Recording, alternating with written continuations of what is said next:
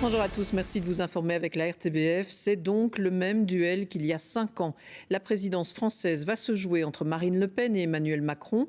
C'est ce dernier qui est arrivé en tête du premier tour avec 27,6% des voix.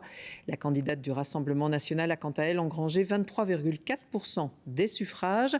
La course pour le second tour est donc lancée. Les résultats et les premières déclarations tout de suite avec Nathan Gerlache et Pascal Bustamante. Drapeaux français et européens entremêlés pour accueillir Emmanuel Macron, le président candidat à sa réélection. Il a engrangé 27,6% des voix et appelle au rassemblement. Je souhaite tendre la main à tous ceux qui veulent travailler pour la France. Je suis prêt à inventer quelque chose de nouveau pour rassembler les convictions et les sensibilités diverses. Au quartier général du Rassemblement national, l'annonce du résultat déchaîne l'enthousiasme. Marine Le Pen a finalement engrangé 23,4% des votes. Pour elle, l'alternative devant laquelle se trouvent les Français est claire. Soit la division, l'injustice et le désordre imposés par Emmanuel Macron au profit de quelques-uns, soit le rassemblement des Français autour de la justice sociale et de la protection garantie par un cadre fraternel autour de l'idée millénaire de nation et de peuple. Retour au QG d'Emmanuel Macron. La première place du candidat président suscite certes la joie des militants, mais une joie fortement teintée de soulagement. J'étais pas inquiet sur le fait qu'il soit au deuxième tour, mais on était inquiet qu'il arrive en deuxième position et on était inquiet qu'il arrive sur un score très très serré avec Marine Le Pen. Et là, quand même, 5 points, c'est pas anodin, quoi. On espère véritablement que ce sera une belle victoire contre les extrêmes. On ne peut pas vivre avec les extrêmes, c'est pas possible. On refuse ce modèle-là et on aimerait que les Français fassent le bon choix aussi au second tour. Au Rassemblement national, le résultat de ce premier tour donne des ailes à ceux qui ont porté Marine Le Pen à la deuxième place. On va rassembler les Français, on va aller voir avec Éric Zemmour, avec les électeurs de droite, avec tous les électeurs qui en ont marre de Macron, qui souhaiteraient tout simplement se rassembler autour de Marine Le Pen. On va faire un grand rassemblement et on gagnera le 24 avril face à Emmanuel Macron. On connaît à présent l'affiche du 24 avril prochain. Au regard de l'écart entre les deux candidats, l'entre-deux tours promet d'attirer tous les regards, avec une attente importante pour le débat télévisé du 20 avril prochain. Voilà un reportage réalisé avec nos équipes qui étaient présentes à Paris hier soir. Voici maintenant une carte qui vous montre les tendances dans chaque département. En rouge, ceux emportés par Jean-Luc Mélenchon qui arrive 3e de ce premier tour. En mauve, les départements où Emmanuel Macron arrive en tête. Et puis en bleu, ceux de Marine Le Pen. Et on le voit, elle est davantage plébiscitée sur le pourtour méditerranéen ainsi que dans le nord et dans l'est de la France. Et c'est donc en quelque sorte sur les terres de sa rivale que le candidat Macron entame sa campagne pour le deuxième tour. Il se déplace ce lundi à Lens et à Denain. On est dans le bassin minier. Pierre Huidard, vous êtes d'ailleurs sur place et le président est arrivé il y a quelques dizaines de minutes. Eh bien oui, il était 12h20 environ quand Emmanuel Macron est arrivé et il prend son temps. Il aurait pu venir plus tôt, nous a dit une dame, mais là, il prend le temps de rencontrer les gens, de parler avec eux. Il y a des curieux dans la foule derrière les barrières Nadar. Il y a aussi quelques supporters, on a entendu du Macron président. Il y a aussi bien sûr des électeurs de sa rivale, ici à Denain. 42% de la population a voté pour Marine Le Pen au premier tour, contre 15% seulement pour Emmanuel Macron. Alors venir ici pour lui, c'est sortir de sa zone de confort. Il a dit rien n'est fait pour la suite et donc il vient ici au combat pour essayer de convaincre les indécis et de présenter un peu le volet social de son projet. Il faut dire que Denain, c'est une des villes les plus pauvres de France. La sidérurgie, les mines, les usines textiles sont fermées depuis longtemps. Le chômage atteint 30%, voire 60% chez les jeunes, chez les 18-25 ans. Et donc, il y a du travail à faire. Emmanuel Macron doit convaincre qu'il est l'homme de la situation, mais c'est pas gagné partout. Écoutez quelques réactions que nous avons recueillies avec Thierry Cassard et Raphaël Albardier. J'ai toujours voté pour lui. J'espère qu'il va penser un petit peu à Denain parce que c'est vrai que Denain a été beaucoup oublié. C'est triste quand même. Ça remonte assez loin, mais on avait quand même des usines qui, pour maintenant, il n'y a plus rien. Alors donc, on reprend un peu du poil de la bête, mais c'est un peu difficile. Donc vous comptez sur Macron pour vous aider à vous reconstruire ? On espère, non ? Il est quand même jeune. Moi, je ne viendrai pas te voir, M. Macron. Une fois, j'ai envoyé une lettre à M. Macron pour dire que moi et ma femme, qu'on est handicapés, qu'on vit d'Ataudi. Il ne m'a jamais répondu. Je trouve que la famille Le Pen devrait avoir sa chance depuis des années déjà. Mais le candidat Macron vient essayer de vous convaincre de changer d'avis? Il pourrait faire et dire ce qu'il veut, je m'en fous. C'est un bon à rien. Voilà pour les réactions à Denain, réactions recueillies par Pierre Ouidard. Merci beaucoup Pierre. Marine Le Pen, elle réunit ses troupes en début d'après-midi pour préparer cette nouvelle étape de la campagne. Et on va retrouver l'un de nos envoyés spéciaux à Paris. Bonjour Quentin Warlop. Alors Marine Le Pen a prévu plusieurs interventions dans les médias dans les prochaines heures et puis elle ira aussi évidemment sur le terrain.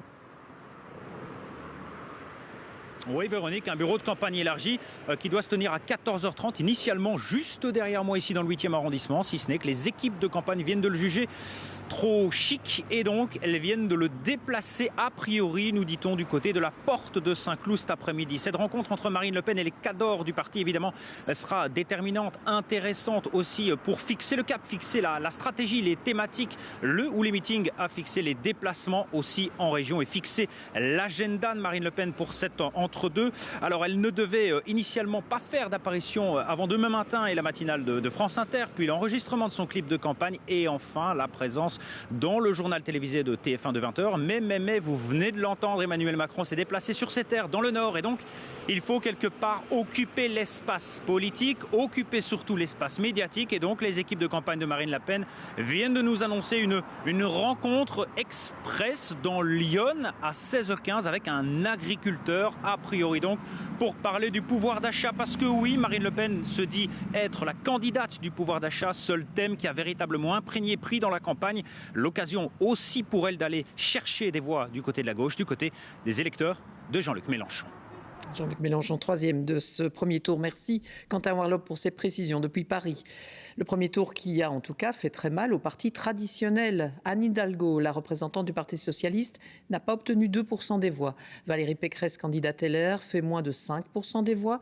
Voilà deux forces politiques qui autrefois étaient des piliers mais qui sont en train de s'effondrer. L'échec est cuisant et historique. On fait le point avec ce tournage à Paris de Éric Destiné avec l'appui de Margot Guillot. Des visages tristes hier soir à l'annonce des résultats dans le QG de la candidate de gauche, Anne Hidalgo. Même déception sur le lieu de rassemblement des Républicains où le contexte de l'élection est mis en cause. Il y a un risque aujourd'hui réel que Marine Le Pen soit élue. On a toute une partie de l'électorat, de notre électorat qui, dès le premier tour, face à ce risque, a voté Emmanuel Macron. Il ne faut pas lui en vouloir.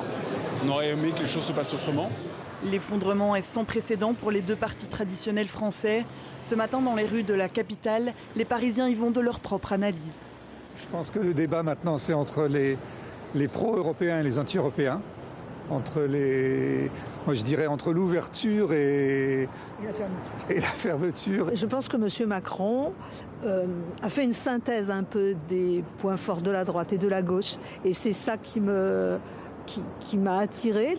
Dans ce kiosque à journaux, les visages des deux gagnants s'étalent sur toutes les unes et ce sont les exemplaires du journal Libération qui se vendent plus qu'à la normale. Ce sont surtout les gens de gauche qui achètent Libération. Donc il va sans doute avoir leurs analyses pour savoir comment interpréter peut-être surtout le vote Mélenchon qui a bénéficié du vote utile à gauche. Socialistes et républicains, victimes du vote utile qui est allé vers Jean-Luc Mélenchon et Emmanuel Macron, c'est une des raisons de leur effondrement dans les suffrages. Avec moins de 5% des votes, aucun des deux partis ne sera remboursé de ses frais de campagne. Les socialistes avaient fait une campagne en sachant qu'ils ne feraient pas 5% et donc en ne dépensant pas beaucoup. Les républicains pensaient qu'ils feraient 5%, donc ils ont dépensé probablement la somme qu'ils espéraient se voir rembourser, c'est-à-dire 8 millions d'euros. Et là, ils ne vont se faire rembourser que 800 000 euros. C'est pas simplement une défaite, disons, idéologique, programmatique, mais c'est aussi une défaite économique. Il faut avoir ça en tête et c'est vrai que ça va avoir des conséquences sur les 5 années qui viennent qui sont évidentes. Aujourd'hui, Valérie Pécresse appelle les Français au don pour boucler le financement de sa campagne. Il en va de la survie de la droite républicaine, a-t-elle déclaré. Voilà, une défaite qui nécessite un petit point d'analyse. On va le faire avec vous, Annick Capel. Vous avez suivi cette soirée électorale depuis Paris. C'est véritablement une France fracturée, finalement, qui se réveille aujourd'hui. Oui, on évoque souvent la France d'en haut et la France d'en bas. C'est une expression qui est plus que jamais d'application si on considère l'électorat de Marine Le Pen et celui d'Emmanuel Macron. On voit que le président sortant attire de plus en plus un public aisé. Il est surreprésenté chez les retraités alors que Marine Le Pen, elle, séduit un public actif mais aux revenus les plus modestes. Deux blocs au profil sociologique différent et que le ou la future présidente devra donc réconcilier. C'est une France fracturée ici aussi au niveau politique puisque le vieux clivage gauche-droite a disparu. Il a été remplacé par d'une part ce qu'on appelle la France républicaine et puis d'autre part la France des extrêmes qui prennent de plus en plus de place. Jamais le vote protestataire n'a été aussi élevé. Alors au deuxième tour, Emmanuel Macron part en pole position, c'est vrai, mais il devra composer avec un anti-macronisme extrêmement puissant et donc il sera beaucoup plus difficile de faire fonctionner le front républicain pour faire barrage à l'extrême droite comme c'était le cas il y a 5 ans. Voilà pour ces précisions en direct de Paris. Merci beaucoup Annick Capel. Le second tour, c'est dans 2 semaines, le dimanche 24 avril. Alors pour les perdants, l'heure est au bilan, à la remise en question, on vient de l'entendre, et puis place aussi aux consignes de vote pour le second tour. Alors certaines consignes sont très très claires, d'autres un peu moins. Cynthia Koskovic avec Jennifer Istas. Avec plus de 7,5 millions de votes en sa faveur au premier tour, Jean-Luc Mélenchon est le candidat dont la consigne de vote a le plus de poids. Dans son discours, il a donné une consigne claire. Il ne faut pas donner une seule voix à Madame Le Pen. Il ne faut pas donner une seule voix à Madame Le Pen. Sans pour autant appeler à voter pour Emmanuel Macron. Pour qui prendrait-on les Français? Ils sont capables de savoir quoi faire. Valérie Pécresse indique, elle, clairement son choix personnel. Malgré les profondes divergences que j'ai martelées tout au long de la campagne, je voterai en conscience Emmanuel Macron pour empêcher l'arrivée au pouvoir de Marine Le Pen et le chaos qui en résulterait. Un barrage à l'extrême droite soutenu également par Anne Hidalgo et Yannick Jadot qui donnent une consigne claire à tous leurs électeurs. Je vous appelle avec gravité à voter le 24 avril prochain contre l'extrême droite de Marine Le Pen en vous servant du bulletin de vote Emmanuel Macron. Je les appelle à faire barrage à l'extrême droite en déposant dans l'urne un bulletin Emmanuel Macron le 24 avril prochain. Sans surprise, Éric Zemmour a lui appelé à ne pas reconduire l'actuel président et à voter pour la candidate d'extrême droite. Je ne me tromperai pas d'adversaire. C'est la raison pour laquelle j'appelle mes électeurs à voter pour Marine Le Pen. Jean Lassalle et Nathalie Arthaud